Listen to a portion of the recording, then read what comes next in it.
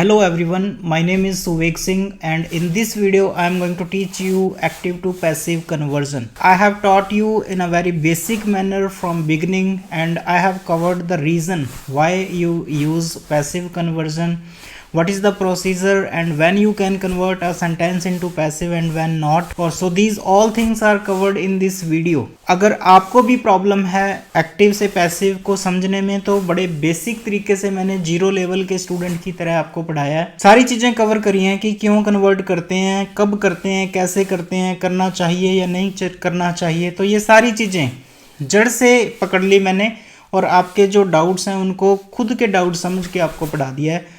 और कमेंट करके एंड में ज़रूर बताइए कि कैसा पढ़ाया, आपको समझ आया या नहीं आया। और चैनल को अभी तक अगर आपने सब्सक्राइब नहीं किया तो चैनल को सब्सक्राइब कर लें, बेल आइकन को प्रेस कर दें ताकि जब भी मैं वीडियो अपलोड करूं आपको नोटिफिकेशन मिलता रहे।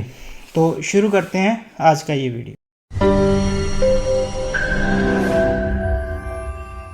एक्टिव और पैसिव वॉइस का जो कॉन्सेप्ट है उसको समझने से पहले अपने को जो बेसिक चीज़ों की ज़रूरत है वो ये है कि सबसे पहले आपको पता हो कि सब्जेक्ट और ऑब्जेक्ट में क्या डिफरेंस है एंड वर्ब किसे बोलते हैं, व्हाट इज़ द वर्ब, ये चीज़ें पता हों। उसके बाद नेक्स्ट जो आपको करना है ये पता होना चाहिए कि किन केसेस में पैसिव कन्वर्जन हो सकता है, पैसिव कन्वर्जन किन सेंटेंसेस का हो सकता है, किन सेंटेंसेस का नहीं हो सकता, और इसकी नीड क्या है, रिक्वायरमेंट क्या है, क्यों करना है पैसिव के अंदर कन्वर्जन। तो ये सारी चीज़ें अपने आज का जो वीडियो है उसके अंदर कवर करेंगे। सो शुरू से लेके एंड तक मेरे साथ बने रहिए आप, और वन बाय वन मैं पैसिव का जो कंसेप्ट है आपको अच्छे से क्लियर कर दूंगा। उसके बाद मैं आपको एक एक्सरसाइज प्रोवाइड करूंगा एंड में। समझने के बाद आप उस एक्सरसाइज को करके देखें। अगर उस एक्सरसाइज में आप मोर देन 75% करेक्ट कर सकते हो देन आपको पैसिव का जो कंसेप्ट है, पैसिव में कन्वर्जन करना आपको समझ आ गया होगा। सो चलते हैं अपने वन बाय वन इन चीज़ों पे। तो सबसे पहले अपने ना समझते हैं सब्जेक्ट, ऑब्जेक्ट और वर्ब को। What is subject, what is verb and what is object.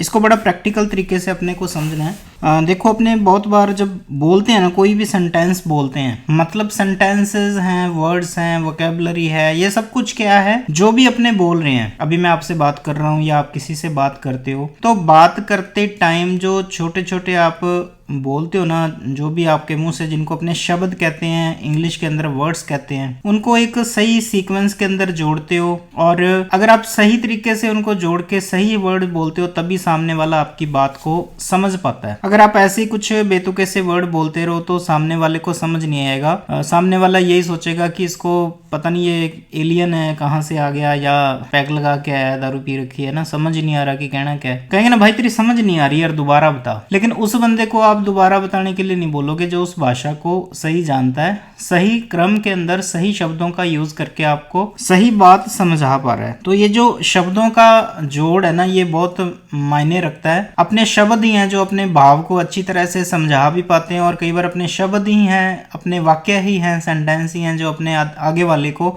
पूरी बात क्लियर नहीं कर पाते। अब जो मैं वीडियो बना रहा हूँ इसके अंदर भी ये डिपेंड करता है मेरी आपको पढ़ाने की एबिलिटी के ऊपर, मतलब मेरे को भाषा ज्ञान और जो सब्जेक्ट नॉलेज है वो कैसी है, ये डिपेंड करेगा कि मैं आपके साथ इन चीज़ों को कितने अच्छे तरीके से साझा कर पाया हूँ। अगर आप मेरी बातों को अच्छे से समझ पाते हो तो मेरे को मानूंगा कि बातों को प्रकट करना अच्छे तरीके से आता है, भाषा आती है। तो ये ही अपने सीख रहे हैं। English is nothing different. अपने इंग्लिश को ना कुछ किसी और प्लानिट की चीज़ नहीं समझ के चलना कि ये कुछ अलग ही है, कुछ और ही है। This is nothing else. ये सिर्फ और सिर्फ लैंग्वेज है। अपने अंदर जो चल रहा होता है, फीलिंग्स होती हैं जो अपने अंदर, उनको किसी दूसरे के साथ शेयर करने के लिए अपने को लैंग्वेज चाहिए होती है। कोई पंजाबी बोलता है, कोई हिंदी बोलता है, कोई बागड़ी बोलता है, और कोई भी नहीं बोलता, लिख के बताता है। तो ये भी एक तरह की भाषा है, लिख के बताना भी। लिखने में भी कौन सी भाषा यूज़ कर रहे हो, तो कम्युनिकेट करने का एक जरिया है लैंग्वेज। और अंग्रेजी उसमें से एक है जिसको हम सीखना चाहते हैं। सभी को ऐसा लगता है कि अगर मेरे को इंग्लिश नहीं आती तो शायद मेरे में कोई शारीरिक कमजोरी है। ऐसा बिल्कुल नहीं है। ये कोई बहुत सारी लैंग्वेजेस हैं, सभी को आप नहीं सीख सकते। तो ज़्यादा अपने टॉपिक से हट के नहीं जाते, अपने यहीं आते हैं सब्जेक्ट, वर्ब और ऑब्जेक्ट पे। जब अपने कोई चीज़ समझानी होती है तो उसमें कुछ चीज़ों के नाम रखने पड़ते हैं अपने को कि ताकि समझाना आसान हो जाए। तो इसी तरह से ना इंग्लिश की ग्रामर जब आपको पढ़ाई जाती है, इंग्लिश आपको सिखाई जाती है या कोई भी लैंग्वेज सिखाई जाती है, तो कुछ नाम रख लिए जाते हैं कि किसको हम सब्जेक्ट बोलेंगे, किसको वर्ब बोलेंगे, किसको ऑब्जेक्ट बोलेंगे। तो ये तीनों चीज़ें समझने के बाद अपने को जो एक्टिव पैसिव का टॉपिक है ना वो अच्छे से समझ आ जाएगा। जितने भी अपने वर्ड्स यूज़ करते हैं लैंग्वेज के, वो वर्ड्स को उनके एक्शन के हिसाब से कह लो या उनकी जो जॉब है उसके हिसाब से कि कहाँ पे ये वर्ड काम करता है, उन वर्ड्स को अपने अलग अलग नाम दे रखे हैं। That is called parts of speech. ये भी एक ग्रामर में टॉपिक बना दिया कि ऐसे वर्ड जो किसी का नाम बता देंगे उनको अपने नाउन बोलेंगे। नाउन को हटा के उसकी जगह पे जो काम आ जाएंगे, जैसे मैं, तुम, वह, प्रोनाउन बोलेंगे। इसी तरह से इनमें एक वर्ब है। अपने बाकियों के ऊपर गौर ना करके, क्योंकि अपना आज टॉपिक है जो वो पार्ट्स ऑफ स्पीच नहीं है, वो वर्ब है। तो वर्ब के ऊपर ही चलता हूँ कि कौन से सेंटेंसेस को आपने वर्ब बोलना है। ऐसा कोई भी शब्द, ऐसा कोई भी वर्ड जिसके अंदर कोई ना कोई एक्शन छिपा हो, एक्शन मतलब कुछ ना कुछ होना छिपा हो, वो सारे वर्ड्स होते हैं अपने वर्ब। इसकी डेफिनेशन भी अगर आप हिंदी पंजाबी में पढ़ते हो, हिंदी में पढ़ते हो, तो बोला जाता है कि ऐसे शब्द जो किसी काम का करना या होना बताते हैं उनको अपने वर्ब बोलते हैं, क्रिया बोलते हैं। तो वर्ब जब भी माइंड में आती है ना, तो साथ ही साथ दिमाग में कुछ होना काम दिमाग में आ जाए, एक्शन आ जाए। बहुत सारे वर्ड हैं, जैसे प्ले का मतलब खेलना, तो ये एक्शन है। गो मतलब जाना, ये एक्शन है। कम, ये सारे एक ही परिवार के सदस्य हैं जो प्ले, कम, गो, लाफ, हंसना, वॉच, देखना, ठीक है जी, किक, लात मारना। बहुत सारे वर्ड हैं ऐसे जो किसी एक्शन को शो कर रहे हैं। तो जितने भी वर्ड किसी एक्शन को, किसी काम का करना या होना बता रहे हैं, देखो इनके अंदर ना कुछ हो रहा है। खेलना मतलब एक ही जगह बैठा बैठा बंदा बिना हाथ पैर हिलाए, कुछ करे, दिमाग चलाए खेल नहीं सकता। जब खेलेगा तो कुछ ना कुछ एक्शन होगा। इसी तरह से आने में भी एक्शन होगा, जाने में भी, हंसने में भी, देखने में, किक मारने में, ये सभी में ना कोई एक्शन होगा। तो ये सारा एक ही परिवार है। इस परिवार के जितने भी सदस्य हैं उनको इंग्लिश ग्रामर के अंदर नाम दिया हुआ है वर्ब। तो वर्ब की पहचान करना बेटा पहले सीखो जब अपने ग्रामर सीखते हो। मैं तो अपनी ग्रामर की क्लास में ये बोलता हूँ कि ये पूरी ग्रामर की रानी है, वर्ब है। जो पूरे ग्रामर के अंदर जो वर्ब है, वर्ब की पहचान आपको सबसे पहले आनी चाहिए। कोई भी वर्ड अगर आपके सामने आता है तो देख के आप झटपट से बता दो कि ये वर्ब है या नहीं है। तो अब मैं आपको हजारों लाखें वर्ब इस वीडियो के अंदर नहीं बता सकता, लेकिन आपको टिप यही देता हूँ कि आप वर्ब्स को पढ़ना शुरू करो। जनरली जो भी एक्शंस आप कर रहे हो उसको इंग्लिश में क्या बोलते हैं वो चीज़ें आप सर्च करना शुरू कर दो। एक नोटबुक रेडी कर लो जिसमें आप वर्ब्स लिखते रहो। आप पास जब शब्द होंगे ना बोलने के लिए, वर्ड्स होंगे, और ये पता होगा कि ये वर्ड वर्ब है, नाउन है, प्रोनाउन है, एडजेक्टिव, एडवर्ब है, छांट सकोगे आप, तो अच्छे से खेल पाओगे लैंग्वेज के साथ। तो सबसे पहले अपनी वर्ब के ऊपर पकड़ बनाओ, और ये आपको समझ आ गया होगा कि वर्ब होती क्या है। ये एक्शन वर्ड्स होते हैं जो किसी काम का करना या होना बताते हैं। वर्ब को समझने के बाद अपने समझते हैं अब सब्जेक्ट और ऑब्जेक्ट को। अब अपने समझते हैं सब्जेक्ट और ऑब्जेक्ट को। देखो जब भी एक्शन होता है, एक्शन को कौन बताएगा? वर्ब बताएगी। लेकिन देखो जब भी कोई एक्शन होता है, कोई काम होता है, तो दो चीज़ें होती हैं। एक तो उस काम को कोई करता है, और एक उस काम का किसी के ऊपर असर होता है, इफ़ेक्ट पड़ता है। तो ये ध्यान से सुन लो मेरी बात कि जब भी कोई एक्शन होता है, कोई काम होता है, तो वो काम किसी के द्वारा परफॉर्म किया जाता है और किसी के ऊपर इफ़ेक्ट पड़ता है। एग्जाम्पल के साथ समझ लेते हैं। तो इसमें देखो ध्यान से कि जो काम हो रहा है दैट इज़ ईट। ईट का मतलब होता है खाना। इस काम को करने वाला कौन है? मैं, आई। और जब आई कुछ खा रहा है तो चीज़ ख़त्म कौन सी हो रही है? इफ़ेक्ट किस चीज़ के ऊपर हो रहा है? चॉकलेट के ऊपर। तो इसके ऊपर इफ़ेक्ट पड़ रहा है। तो इस सेंटेंस के अकॉर्डिंग यहाँ पे जो काम को करने वाला है, जो परफॉर्म करने वाला है, that is called subject. Object इसके अंदर हो गया चॉकलेट। लेकिन ये चीज़ तय करने के लिए कि सब्जेक्ट कौन होगा और ऑब्जेक्ट कौन होगा, आपको वर्ब की ज़रूरत पड़ती है। अगर आपको कोई वर्ब ना बताए तो ये नहीं पता कि चॉकलेट आपको खा रही है या आप चॉकलेट को खा रहे हो। तो चॉकलेट तो वैसे नहीं खा सकती किसी को खा भी सकती है। आप एडिक्टेड हो गए, आप रोज़ चॉकलेट खा रहे हो तो धीरे धीरे डायबिटीज़ होगी, बहुत कुछ हो गया, तो चॉकलेट ने आपको खा लिया, है ना। तो लेकिन तब ये तय होगा कि सब्जेक्ट कौन है, कौन खाएगा, किसको खाएगा, जब वर्ब आ जाएगी। तो सबसे पहले देखो मैंने आपको बता दिया कि वर्ब पहचाननी शुरू करो। जब आपको वर्ब पता लगेगी तो सेंटेंस जो भी आप लिखने बोलने जा रहे हो ये पता लगेगा कि उसके अंदर उस एक्शन को परफॉर्म कौन कर रहा है, और एक्शन का असर जो है, इफ़ेक्ट है, जो प्रभाव है, वो किसके ऊपर पड़ रहा है। तब अपने ये डिसाइड कर पाएंगे कि ये सब्जेक्ट है, ये ऑब्जेक्ट है, ये वर्ब है। तो ये चीज़ें समझने के बाद अपने आगे चलते हैं जो नेक्स्ट रिक्वायरमेंट है एक्टिव और पैसिव को समझने की। तो नेक्स्ट अपनी दो चीज़ें हैं समझने वाली। फर्स्ट ये है कि पैसिव कन्वर्जन होता कब है। पैसिव कन्वर्जन मतलब एक सेंटेंस एक्टिव वॉइस के अंदर लिखा हुआ है, उसको पैसिव में कन्वर्ट करने की ज़रूरत क्या है और कब हो सकता है, कब नहीं हो सकता। तो पैसिव कन्वर्जन होगा कब, तो होने के लिए पहली कंडीशन मस्ट है जो कि है एक्शन। पैसिव कन्वर्जन तभी होगा जब सेंटेंस के अंदर कोई एक्शन होगा, एक्शन को शो करने के लिए कोई वर्ड ऐसा होगा जिसको अपने वर्ब कह सकें, अदरवाइज पैसिव कन्वर्जन होता ही नहीं है। जैसे मैंने लिखा आई एम अ स्टूडेंट, कोई बोले कि इसका पैसिव कन्वर्जन कर दो, तो आप बोलना, आपका जवाब होना चाहिए कि सर इसका पैसिव कन्वर्जन हो ही नहीं सकता क्योंकि इसके अंदर कोई एक्शन वर्ब नहीं है। मेरे को एक्शन वर्ब वाला सेंटेंस दो तब मैं उसको पैसिव में कन्वर्ट करके दिखाऊंगा। पहला तो जवाब आपका यहाँ से क्लियर हो गया कि कब हो सकता है, कब नहीं हो सकता। हर किसी सेंटेंस का पैसिव कन्वर्जन नहीं हो सकता। You should be very much sure about this. उसके बाद क्या कि ज़रूरत क्यों पड़ेगी इसकी, क्यों करना एक्टिव को पैसिव के अंदर कन्वर्ट। तो पहली जो अपनी प्रैक्टिकल नीड है दैट इज़, कई बार अपने सब्जेक्ट ज़रूरी होता है, जो काम को करने वाला है उसको बताना ज़रूरी होता है, दैट इज़ इम्पॉर्टेंट। और किसी किसी केस में जिस चीज़ के ऊपर असर होगा वो ज़रूरी होता है। अभी ऐसे नहीं समझ आएगा आपको, आई कैन अंडरस्टैंड। एग्जांपल लिखता हूँ दो। अपने एक प्लेग्राउंड की बात कर लेते हैं। ये प्लेग्राउंड है, घास है, मैं इसके अंदर दिखा नहीं पा रहा, ग्रीन है नीचे से। इसके अंदर ना बच्चे खेल रहे हैं और यहाँ से एक बंदा जा रहा है, ऐसे गुजर रहा है पास से।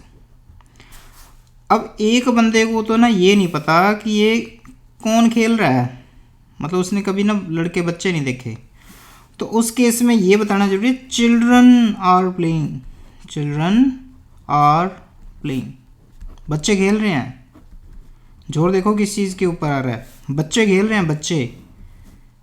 और एक के अंदर उसको ये तो पता लग गया, और ये दूसरा बंदा जा रहा था थोड़ी देर बाद और गुजरा यहाँ से, देख के बोला यार ये बच्चे खेल क्या रहे हैं, ठीक है, यहाँ पे कौन सा गेम खेला जा रहा है।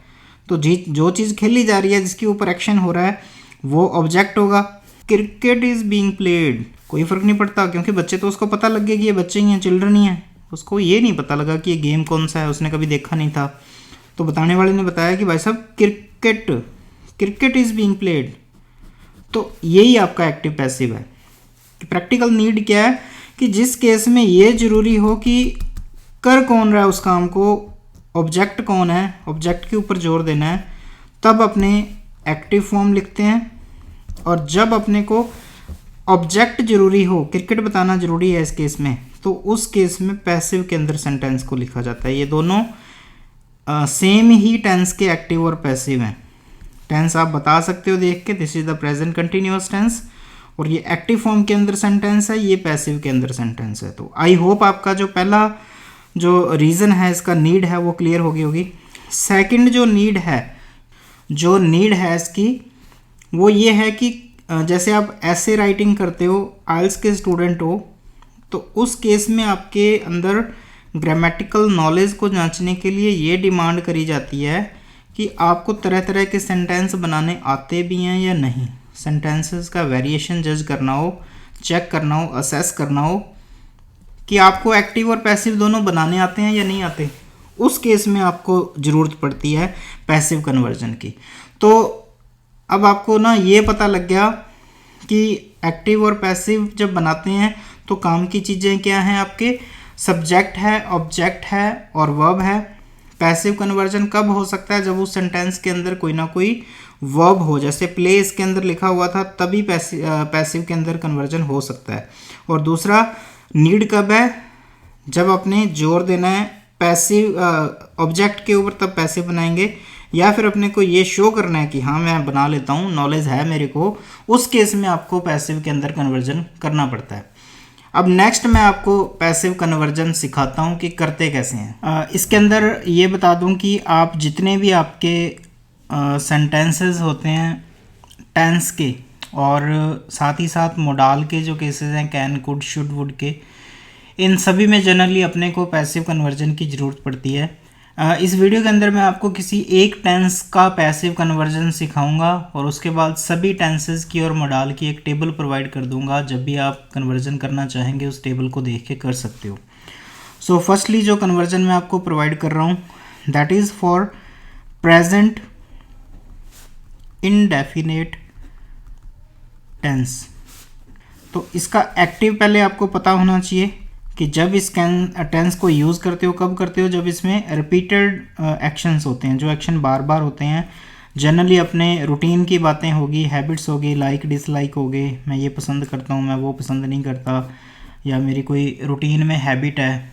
तो ऐसे केसेस में अपने इसको यूज़ करते हैं। और एक्टिव के अंदर इसका जो स्ट्रक्चर है उसके अंदर अपने सबसे पहले सब्जेक्ट लिखते हैं जो काम को करने वाला है, देन अपने वर्ब की फर्स्ट फॉर्म के साथ एस और ई एस जोड़ते हैं और प्लस अपने ऑब्जेक्ट या ऑब्जेक्टिव पार्ट लिखते हैं। तो उस केस में अपने एक एग्जांपल सेंटेंस ले लेते हैं, जैसे आई प्ले हॉकी।